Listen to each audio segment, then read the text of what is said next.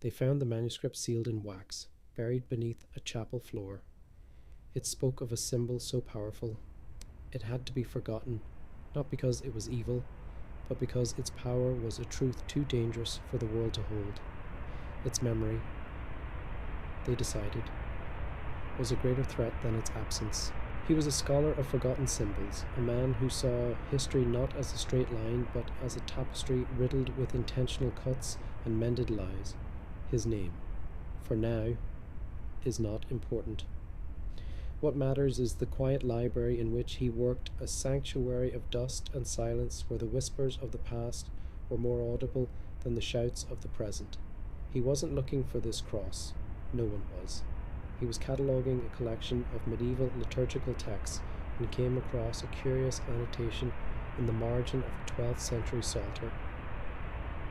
It wasn't a note about the text itself, but a cryptic sigil, a cross unlike any he had ever seen. The cross was simple at first glance, a vertical line bisected by a horizontal one. But the horizontal bar wasn't straight. It was slightly curved, bowed downwards, as if under an unbearable weight, and at the end of each arm. There wasn't a clean point, but a tiny, almost invisible circle.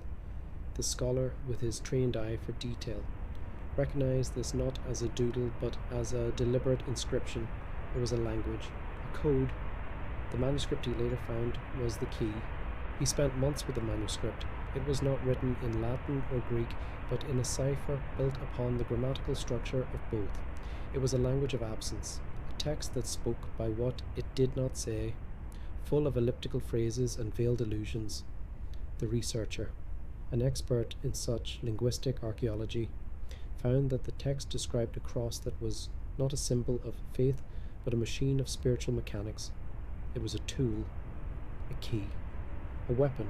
The manuscript referred to it as the crux arcanum, the secret cross. Its shape, the text explained, was a blueprint. The bowed horizontal bar was described not as a weight but as a tension, a bowstring pulled taut. The circles at the end of each arm were not just decorative but were described as wells of potential, nodes of connection. The scholar began to see that this cross was a diagram for a process, a physical representation of an esoteric principle. The standard Latin cross, by contrast, was a static image, a symbol of a completed act. The crux arcanum was the opposite. It was a symbol of an act in perpetual motion. He followed the clues left in the manuscript, piecing together a forgotten history. The text spoke of a group of mystics, the keepers of the bowed cross, who existed in the early centuries of Christianity. They did not venerate the cross as a symbol of Christ's sacrifice, but saw it as a representation of his power, the power not just to endure suffering, but to transcend it, to bend the very fabric of reality. They believed that Christ's death was not a passive acceptance of fate, but a deliberate act of cosmic reordering. The cross, to them, was the instrument of that reordering. The scholar found references to these keepers in the historical record, but only in the most hostile of terms. They were called Gnostics, heretics, practitioners of forbidden arts. Their teachings were systematically dismantled, their text burned. The official narrative of the Church, which was rapidly consolidating its power, was clear. The cross was a symbol of sacrifice and redemption, not of active, spiritual force. The scholar realized that the crux arcanum had been a rival symbol, a challenge to the authority of the burgeoning Church. It offered a different path to divinity, one of personal, esoteric knowledge rather than institutional grace. The manuscript's final pages were the most chilling. It didn't just describe the cross, it detailed why its memory had to be erased. The keepers, in their wisdom or their hubris, realized that the cross was too potent, too dangerous for the world as it was.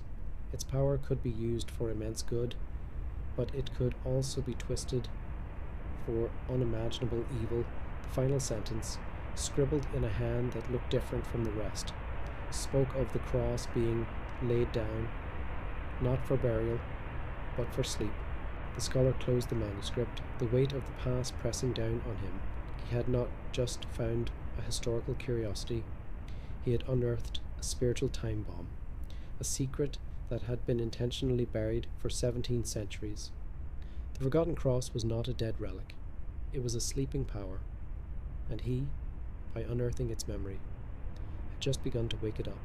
He felt the silence of the library deepen, no longer a comforting quiet, but a watchful stillness. He had opened a door that had been sealed for a reason, and the journey to understanding this forgotten cross, he knew, would be a descent into a world of forbidden knowledge and immense spiritual consequence. Knowledge buried for centuries, now uncovered, and still, there's more. The scholar, a man now fully consumed by the mystery of the Crux Arcanum, had to move beyond the text itself. The manuscript was a map, but the territory it described was not a place of geography, but of geometry. He saw the cross not just as a symbol, but as a diagram, a blueprint for a spiritual machine. He began to believe that the key to its power was not in what it represented, but in its very structure. He had to understand its geometry. The scholar spread out his drawings of the Crux Arcanum on a large table, surrounded by dusty tomes on sacred geometry, alchemy, and early Christian symbolism.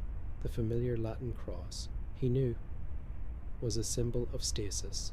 Its vertical line represented the divine descending to the mortal realm. Its horizontal line represented humanity's worldly existence. The point of intersection was the point of sacrifice, the nexus where the divine and the mortal met in suffering. It was a beautiful, powerful image, but it was fixed. The act was completed. The power, in a sense, was spent. But the Crux Arcanum was different. He saw that its geometry was dynamic, not static. The bowed horizontal bar was not a sign of defeat, but of tension. He found a phrase in the manuscript that he hadn't understood before: the bow of the heavens, pulled taut by the hand of man. This wasn't a weight, it was a spring, an arc holding a vast potential energy. The scholar drew a compass and began to trace the arc of the bow. He found that if he continued the curve, it would form a perfect circle, a celestial sphere. The cross wasn't just a symbol on a page, it was a slice of a much larger, cosmic diagram. The horizontal bar was the boundary between heaven and earth. But unlike the flat line of the Latin cross, this boundary was permeable, curved, and ready to be released. The circles at the end of each arm, which the manuscript called nodes of connection, now made sense. They were the anchor points of this celestial bowstring. They weren't just circles, they were nodes of power. Points where energy could be gathered or released. The vertical line, in this new understanding, wasn't just a path of descent, it was a channel, a conduit.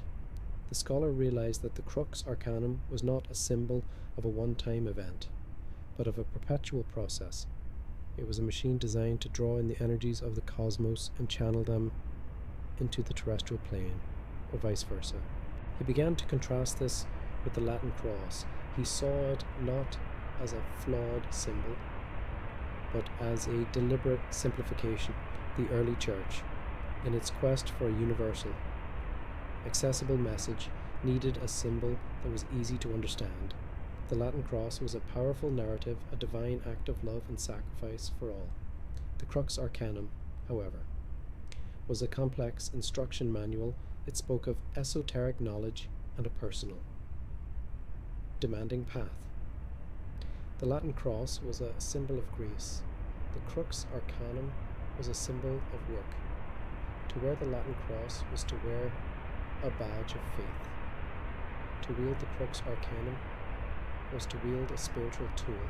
The scholar discovered references to a similar geometry in pre-Christian mythologies, in the diagrams of ancient temples and the star charts of forgotten astronomers. The bowed cross wasn't a Christian invention. It was an ancient cosmic principle that the keepers of the bowed cross had adopted and imbued with Christic significance. They believed that Christ's act of sacrifice was the ultimate expression of this principle, the moment where the cosmic bow was drawn to its absolute limit, a moment so powerful that it resonated through all of creation. The implications were staggering. The scholar began to see that the suppression of the crux arcanum was not just a theological dispute, it was a deliberate act of disempowerment. By replacing the dynamic, esoteric cross with the static. Narrative 1. The Church had shifted the focus from individual spiritual work to institutional faith. It had moved the power from the hands of the mystic to the hands of the priest.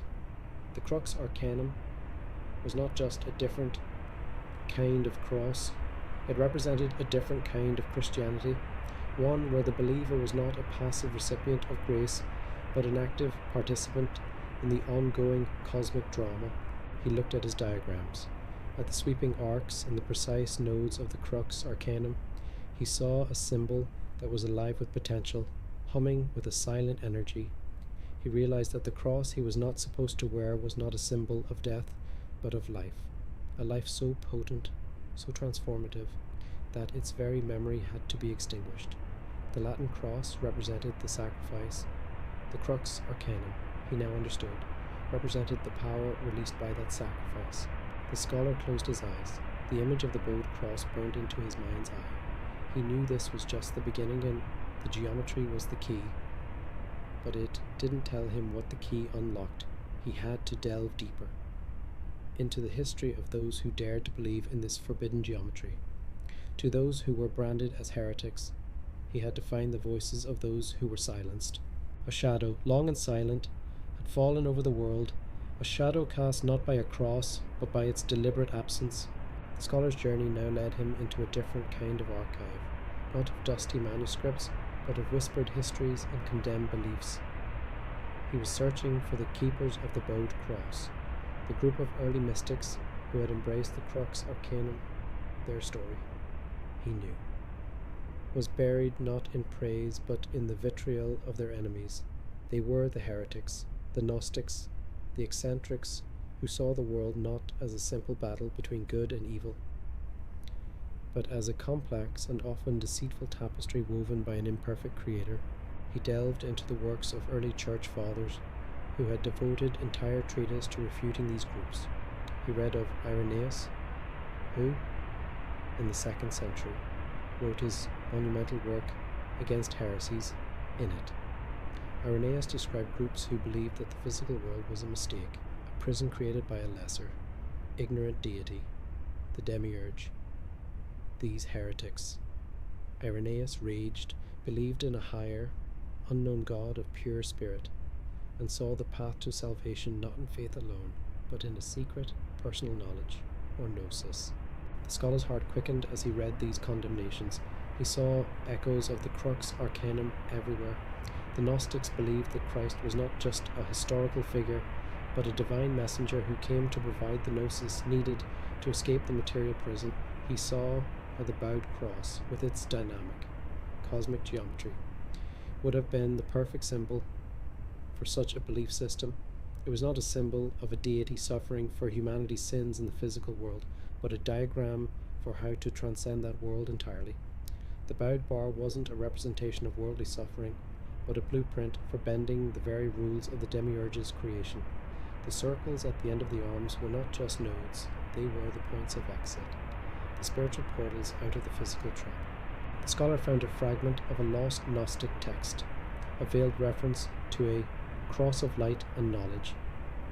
It described the use of a cross-like sigil in a ritual of self-initiation, a process where the practitioner used the symbol to pierce the veil of matter and communicate directly with the higher God. This was a direct contradiction to the consolidating Christian Church, which was building a hierarchical structure where the priest was the intermediary between man and God. The crux arcanum was, in essence, a challenge to that entire power structure. It offered a direct line, a personal connection, a spiritual anarchy that the Church could not tolerate. The more he read, the clearer it became. The suppression of the crux arcanum was not about a misunderstanding of symbolism. It was about the control of spiritual power. The mainstream Church needed a unifying narrative, a single story of redemption that could be taught to the masses. The Gnostics, with their complex cosmologies and individualistic spiritual paths, were a threat to that unity. Their cross was not a symbol to be worn on a necklace. It was a tool to be wielded in a personal, and often solitary, spiritual struggle. The scholar began to see the keepers of the bowed cross not as simple heretics, but as spiritual engineers. They had found an ancient geometric truth and applied it to the Christic narrative. They saw Christ as the master of this truth, the one who had successfully navigated the cosmos and returned with the key. The crux arcanum was that key. He realized that the true danger of the forgotten cross was its liberating potential. It offered an alternative to institutional religion, a path of self-discovery and direct communion with the divine. It was a symbol of freedom, and in a world where power was built on control, freedom was the ultimate heresy. To wear the crux arcanum would not have been an act of faith, but an act of rebellion. He closed the last of the ancient texts, the weight of their forgotten words settling around him. He had found the echoes of the keepers, their beliefs, and their persecution, but he still didn't know the full extent of their power, or why they ultimately chose to let their symbol be forgotten. Their silence, he realized, was more deliberate than he had first thought. They didn't just lose the battle, they made a choice. And that choice, he suspected, was the key to the next piece of the puzzle. The echoes of the heretics had faded into the silence, but the cross they wielded still hummed with a life of its own, waiting for someone to finally understand its full truth. The scholar's research now led him away from the esoteric whispers of heretics and into the thunderous halls of imperial power. He began to see that the story of the crux arcanum was not just a spiritual narrative, but a political one, a casualty in the brutal consolidation of empire. The turning point, he realized, was the reign of Constantine the Great, the moment Christianity went from a persecuted minority faith to the official religion of the Roman Empire. Its symbolism had to change. Constantine's vision of a unified empire depended on a unified faith, the cross, which had been a symbol of shame and execution, was now to become the emblem of imperial victory. But which cross?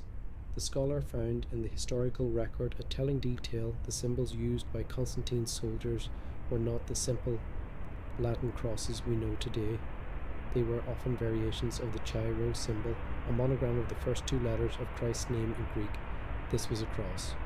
Yes, but it was a cross imbued with imperial authority, a banner of a conquering army. The scholar argued that the shift from the crux arcanum to the more familiar forms of the cross was not a theological evolution, but a political necessity. The Roman Empire, which had spent centuries perfecting the art of governance and control, could not build its foundation on a symbol that empowered individual mystics.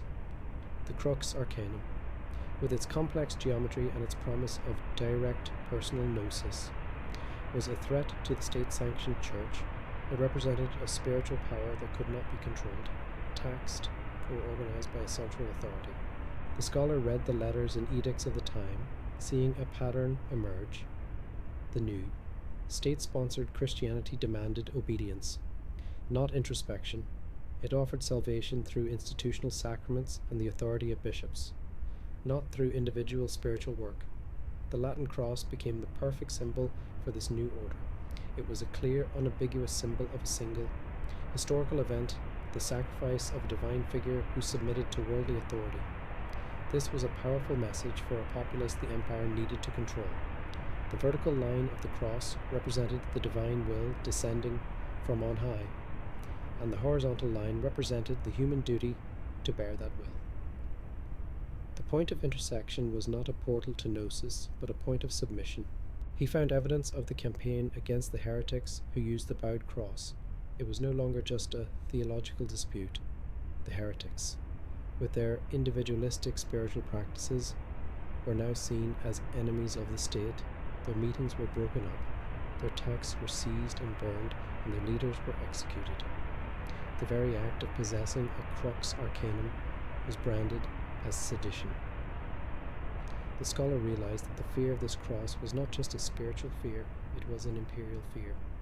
It was the fear of an idea that could decentralize power, that could turn a passive subject into an active spiritual warrior. The scholar closed his eyes and imagined the great basilicas of the new Christian empire being built. their walls decorated with the triumphant, simple Latin cross. He saw the vast armies marching under the banner of the Che-Ro. He realized that the consolidation of the Holy Roman Empire and the suppression of the Crux Arcanum were two sides of the same coin. One could not exist without the other. The Empire needed a cross that it could control, a cross that symbolized a power that flowed from the top down. The Crux Arcanum symbolized a power that flowed from the inside out. The scholar looked at his drawings of the bowed cross, its curved lines a silent testament to a different kind of power. It was a cross that had been feared not for what it was, but for what it represented, a freedom of the spirit that no empire, however vast, could ever truly conquer. The shadow of the empire, he realized, had not just obscured a symbol, it had buried a truth that was a rival not just to a religion, but to the very idea of centralized power. The weight of this political suppression was heavy, but he knew there was more. The manuscript had hinted at a darker, more secret history, one not of empires and armies, but of hidden arts and forbidden transformations. The cross had been laid down not just by imperial decree, but by the hands of those who knew its true, terrifying potential. The scholar's search now took an unexpected turn, leading him from the grand narratives of empires to the secretive, shadowed world of alchemy.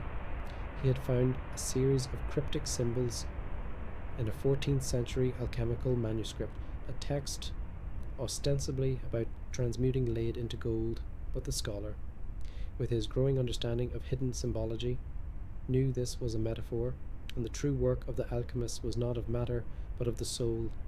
He saw the familiar, bowed shape of the Crux Arcanum nestled among the diagrams of retorts and furnaces. Here, it was not called the secret cross, but the crucible of the soul.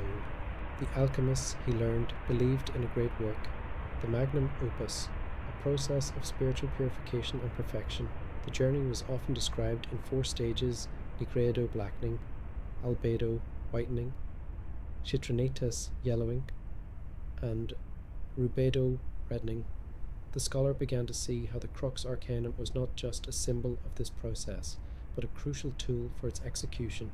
He deciphered the manuscript's language, realizing that the bowed horizontal bar represented the crucible, the vessel in which the base elements of the soul, fear, ignorance, and ego were subjected to immense spiritual heat. The downward curve was not a sign of suffering, but of containment, holding the immense pressure of a soul undergoing transformation. The vertical line was the spiritus, the divine fire that descended into the crucible, igniting the process. The circles at the end of the arms were now revealed as seals, meant to keep the energy of the work from dispersing, to ensure that the transformative power was contained within the self.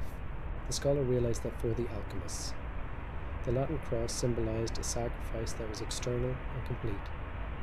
The Crux Arcanum, however, was a symbol of a sacrifice that was internal and ongoing. It was a diagram for a controlled spiritual death and rebirth, a process where the old self was burned away to reveal the true, golden self. This was a path not for the masses, but for a select few who had the courage and the fortitude to enter their own crucible. The manuscript warned of the immense danger of this work. The fire of the spirit could easily consume the unprepared. The immense power contained by the bowed cross could be released prematurely, causing not spiritual perfection, but profound madness. The alchemists, like the keepers before them, knew that this knowledge was not for the faint of heart. It was a power that demanded mastery, not just belief. This, the scholar realized, was another reason why the cross was feared. It was a symbol of a spiritual path that was so demanding, so perilous, that it could destroy as easily as it could create. The scholar closed the manuscript, the smell of ancient ink filling his nostrils. He had seen the cross in a new light, not as a symbol of passive piety, but as a blueprint for radical self-transformation. It was a cross that did not offer salvation from an external savior, but demanded it from the self. The forgotten cross, he now understood, was a symbol of inner fire, a reminder that the greatest battles were not fought with swords, but in the silent chambers of the human heart. He knew he was getting closer to the truth. The cross had been feared by empires for its political implications and by churches for its theological ones. But the alchemist's fear was a deeper, more personal one, the fear of a power so potent it could unmake and remake the very essence of a person. The cross was not just a symbol, it was a key, and he knew, with a certainty that chilled him, that this key was meant to unlock not a door, but a gate to a kind of spiritual warfare, a battle that was far older and far more brutal than any he had yet encountered. Who, the scholar, having traced the crux arcanum through the corridors of imperial power and the secretive chambers of alchemy, now found himself confronting its final and most terrifying purpose, the manuscript. In its later, more fragmented sections, hinted at a purpose far beyond personal transformation or political dissent. It spoke of a time of great darkness, a conflict that was not of this world, a war of unseen forces. The bowed cross, he learned, was a weapon forged for this battle, a tool of spiritual warfare. He found the story buried in a number of obscure texts, some of them Gnostic, others from traditions that defied easy categorization. They spoke of a pre-creation conflict, a struggle between the forces of light and a great, formless darkness. The darkness was not evil in the sense of a moral choice, but was a state of being, an absence of form and consciousness, a cosmic void that sought to reclaim all that had been created. The keepers of the bowed cross, the scholar pieced together, believed that this war was not over. They saw it continuing in the unseen corners of the world. In the spiritual ether, they believed that the forces of darkness, often personified as malevolent entities or demonic hosts, were constantly seeking to corrupt and consume creation. The Latin cross, to them, was a powerful symbol of atonement, but it was a shield, not a sword. The crux arcanum, however, was a weapon. The scholar's diagrams of the bowed cross now took on a new, chilling meaning. The bowed bar was not just a crucible, it was a cosmic bow, a weapon ready to fire a shaft of pure spiritual light. The vertical bar was the arrow, the channel of divine power. The circles at the ends of the arms were not just seals, but anchor points for the bowstring of creation itself, drawn taut against the forces of dissolution.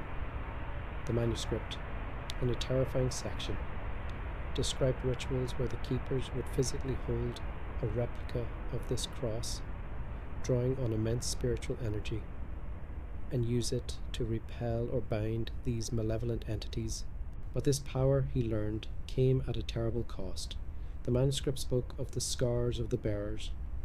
The spiritual energy channeled through the cross was immense, and it was a two-way street. Those who wielded the crux arcanum in battle were not just channeling divine power, they were also bearing the full force of the malevolent energies they were fighting. The document described how their bodies would become marked by this spiritual combat, how their souls would be forever changed by the immense struggle. They were warriors, not saints. Their path was not one of peaceful piety, but of brutal, cosmic conflict. The scholar closed the final, torn pages of the text. He understood now why the cross was feared. It was a power so immense it could tear apart the fabric of reality. It was a tool of a war that humanity was not meant to fight. The final sentences of the manuscript were a warning, a plea from the last of the keepers. They had not been defeated. They had laid down their weapon. The war, they said, had reached a point where the use of the cross was more dangerous than its absence. The power could be abused, and a single mistake could unleash a cascade of spiritual destruction. The cross was sealed away, its memory erased, not out of fear for their own lives, but out of a profound and terrifying love for the world they were trying to protect. The scholar sat in the silence, the weight of the revelation pressing down on him. The cross he was not supposed to wear was not just a historical curiosity, it was a ghost of a battle, a scar on the very soul of the world. It had been laid down not because it was weak, but because it was too strong. Its purpose was to fight a war, but the greatest warriors had decided that the best way to win was to put down their arms, and he, in his naive curiosity, had just picked one of them up. The final unveiling of the cross's secret was close, but what would happen when he fully understood its truth? He felt a chilling premonition that the answer was not salvation, but a new, terrible responsibility. The echoes of the cosmic war had faded into myth, but the weapon used in it was humming, silently, in his hands, and he was about to find out why. The scholar stood before a final text, a small, unassuming volume bound in rough-hewn leather. He had pieced together the clues from all the previous manuscripts, from the condemnations of the heretics to the diagrams of the alchemists and the chilling warnings of the spiritual warriors. He knew the story of the Crux Arcanum now, or so he thought. He understood its geometry, its liberating potential, its political suppression, and its terrifying function as a weapon. But there was one last piece of the puzzle, a final intellectual breakthrough that would not just complete the story, but shatter his understanding of it entirely. He opened the small book, which contained not a narrative but a single, dense passage of an unknown language. He recognized the grammar from the earlier manuscript, but this was a purer, more potent form. It was not a cipher, it was a truth written out in a form that could only be understood by one who had gone through the preceding journey. He read for hours, his mind struggling to process a reality that was bending and reforming around him. The text was not about the cross, but about the nature of symbols themselves. The passage explained that a symbol, when given enough belief and spiritual energy, could become more than just a representation. It could become a reality. The standard Latin cross, the text argued, had become so imbued with the belief of billions that it was no longer just a symbol of a historical event. It had become a self-sustaining reality, a focal point for the collective consciousness of humanity. It had become a powerful spiritual force in its own right, a shield against the darkness. The sacrifice it represented was not just a historical memory, but a living, perpetual act of atonement, constantly renewed by the faith of the faithful. And then the text revealed the final, unsettling truth about the Crux Arcanum. It was not a lost symbol, but a dormant one. The keepers had not just suppressed its memory, they had performed a final, massive ritual to intentionally put it to sleep. They had poured all the remaining spiritual energy not into using the cross, but into making it inert. They had realized that the cosmic war they were fighting was not against an external enemy, but was an eternal struggle that would never end. And the weapon they had was too dangerous for the long war. It was a weapon of absolute power, and absolute power, they knew, corrupts absolutely. It was a fire that could consume the world as easily as it could save it. They chose to let it go dormant, to let the collective consciousness of humanity imbue the simpler Latin cross with its own different kind of power, the power of unity, of faith, of shared sacrifice. It was a power that was less potent, but also less dangerous. The scholar closed the book, the implications washing over him. The forgotten cross was not a secret treasure to be reclaimed, it was a sleeping giant, a tool of immense power that had been intentionally laid to rest by those who understood its true, catastrophic potential. The true heresy of the keepers was not their Gnostic beliefs or their secret rituals, it was their audacious choice to take a cosmic weapon and intentionally turn it off, trusting that a different, more gentle symbol could carry the day. And now he had found the key to wake it up. He realized his entire journey had been an act of archaeology, but of a very dangerous kind. He had not just dug up a historical artifact, he had begun to reassemble a device of immense spiritual power. He felt a chilling sense of responsibility. He had the knowledge, but he did not have the wisdom of the keepers. He knew what the cross could do, but he did not know if he had the strength to wield it, or, more importantly, to keep it dormant. The cross you're not supposed to wear is not a symbol of an old belief, but a question. The scholar had found the answer, and in doing so, had created a terrifying choice. Would he let the sleeping giant lie, or would he, in his arrogance, attempt to rouse it from its slumber and risk unleashing a power that could change the world in ways no one could ever predict? The cross had been laid down for a reason. He had uncovered that reason. The haunting realization was that the cross was not feared for what it could do, but for what it was. A force that required a level of wisdom and sacrifice that humanity, perhaps, had never truly possessed.